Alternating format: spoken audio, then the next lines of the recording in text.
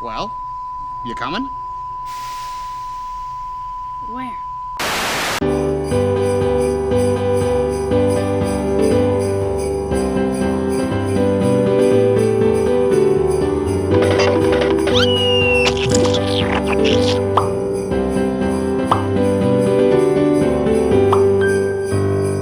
Hello again, and a Merry Snobmas to all of you.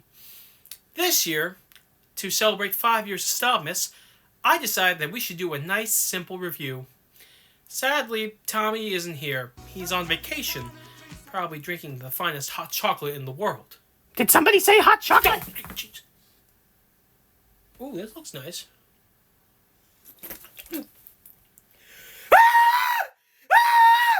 Uh-oh. Uh-huh. Mm-hmm. Okay. Yes. Yes. Thank you, Doctor. Merry Christmas.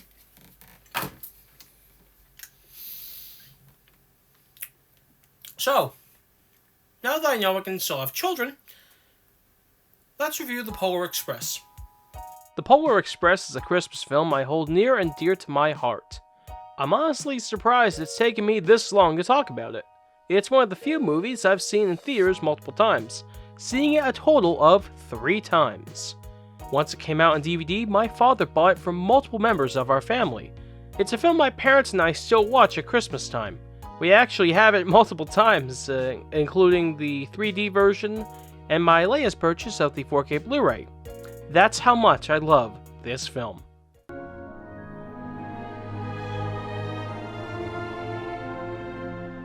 It's Christmas Eve, and our protagonist does not believe in Santa. But suddenly, a train seems to drive right outside of his house. He goes out to investigate and sees that there really is a train in front of his house.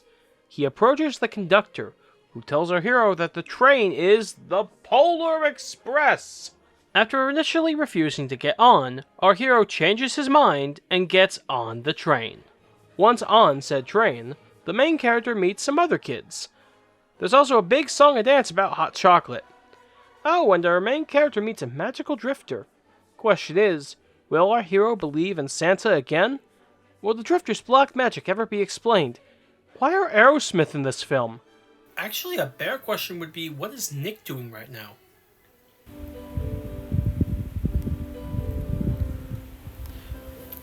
What am I doing here?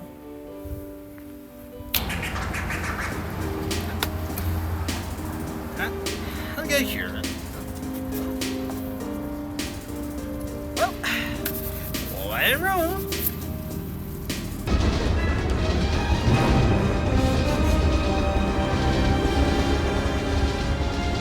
Tom Hanks shines bright in this film.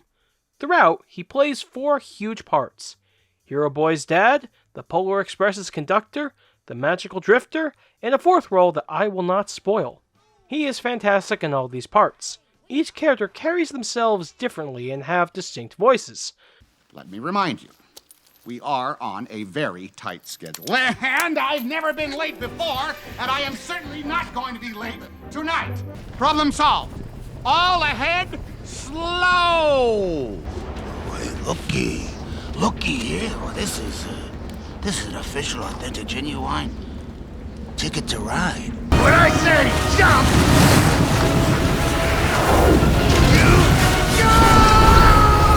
Granted, I've never seen Tom Hanks give a truly bad performance.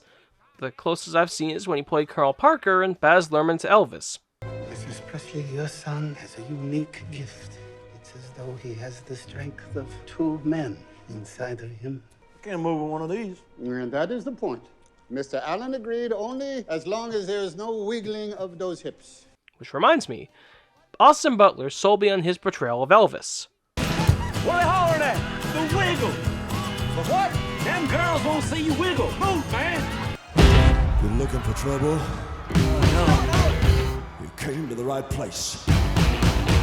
His performance was so incredible that when he didn't get the Oscar, I screamed so loud that the beings on Mars could hear me. Lord have mercy. Let's get back on track. Another positive is that the film's scenery is gorgeous. The snow-covered mountains, the train roller coaster, the North Pole, and the Aurora Borealis are breathtaking. Same goes for the Polar Express itself. The interiors are warm and inviting, and the exterior is the same. The epic scale of the train, the variety of cars, makes it a wonderful setting for the film. One last thing to mention is that the voice performances of the children are well done. Each one gives their character the life needed to connect to the characters. Now we're done with the positive section. I wonder what Nick is doing right now.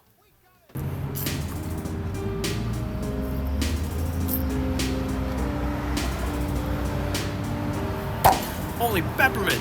I didn't get him a gift. What's the prize?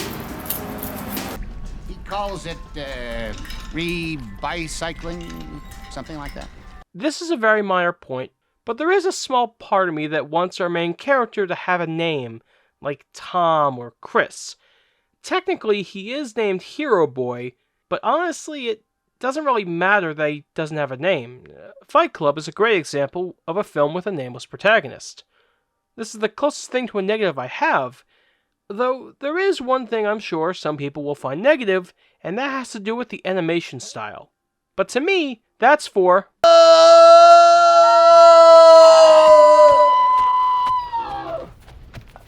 Yes, the animation style that creeped out many people all over the world.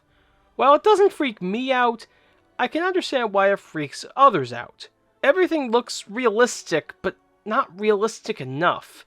It suffers from being part of the uncanny valley. But honestly, while the characters in this film don't freak me out, the baby from Tin Toy does.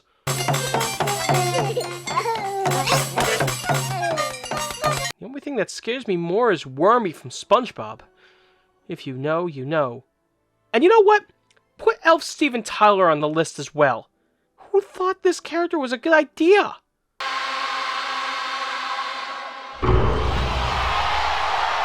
The Polar Express is one of my favorite Christmas films.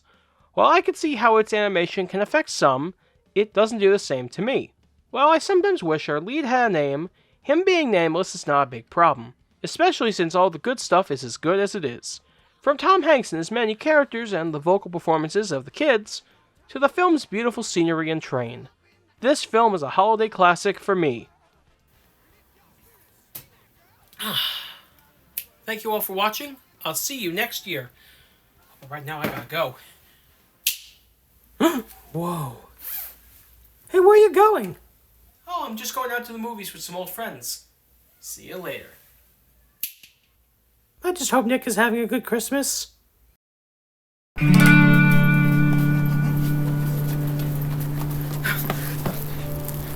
On one hand, I had to be an old lady with the sick. On the other hand, got the last loaf of rye bread. There he is! Got him!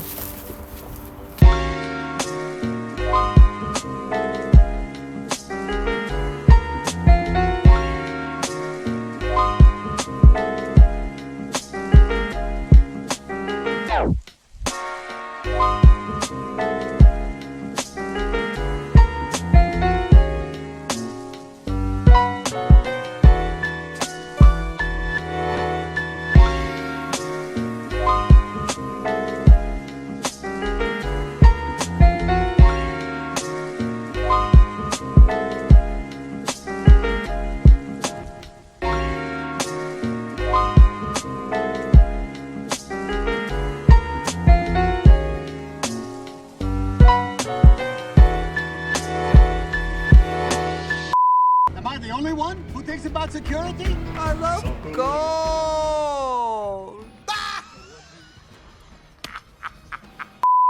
Right now I gotta go. Yeah, fuck yeah, that was the best snap I've had all day. Do it for the content. Alright. My bad, it's gonna be warped by the end of the day. I'm so sorry, Nick.